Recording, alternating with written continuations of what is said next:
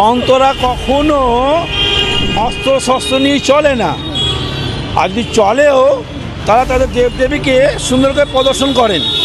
সন্তরা সমাজে নেমেছে সেই কারণেই যে সন্তদেরকে সুন্দর আরতি করা হচ্ছে এবং দেবদেবীর আহ্বান করা হচ্ছে যাতে পশ্চিমবাংলার ভাবমুখীটা যাতে ভালো হয়। আরে এখানে চলছে ওপারে বাংলাদেশে, এপারে পশ্চিমবাংলায়।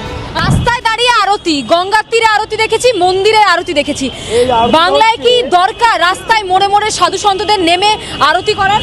শুদ্ধ এই আরতিটা হচ্ছে সনাতনী ভাইদের তরফ থেকে, বোনেদের তরফ থেকে, মায়েদের তরফ থেকে, যে আজ সন্তরা সমাজে নেমেছে, সন্তরা সমাজে নেমেছে সেই কারণেই যে সন্তদেরকে সুন্দর আরতি করা হচ্ছে এবং দেবদেবীর আহ্বান করা হচ্ছে যাতে পশ্চিমবাংলার ভাবমুখীটা যাতে ভালো হয়।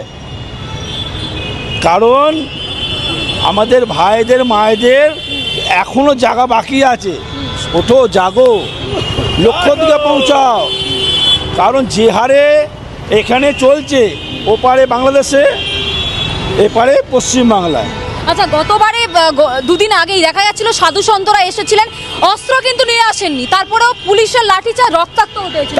আজকে অস্ত্র কি? আজকে শঙ্খ অস্ত্র, আজকে এই আরতির যে প্রদীপ, সেই প্রদীপ। সন্তরা কখনো অস্ত্র শস্ত্র নিয়ে চলে না, আর যদি চলেও তারা তাদের দেবদেবীকে সুন্দর করে প্রদর্শন করেন।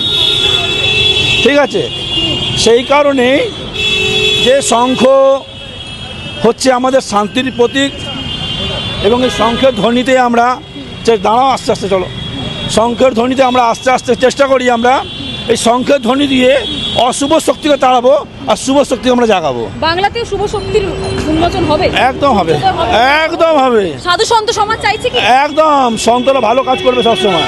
আরো ভালো ভালো খবর দেখতে সাবস্ক্রাইব করুন বাংলা হান্টের ইউটিউব চ্যানেল।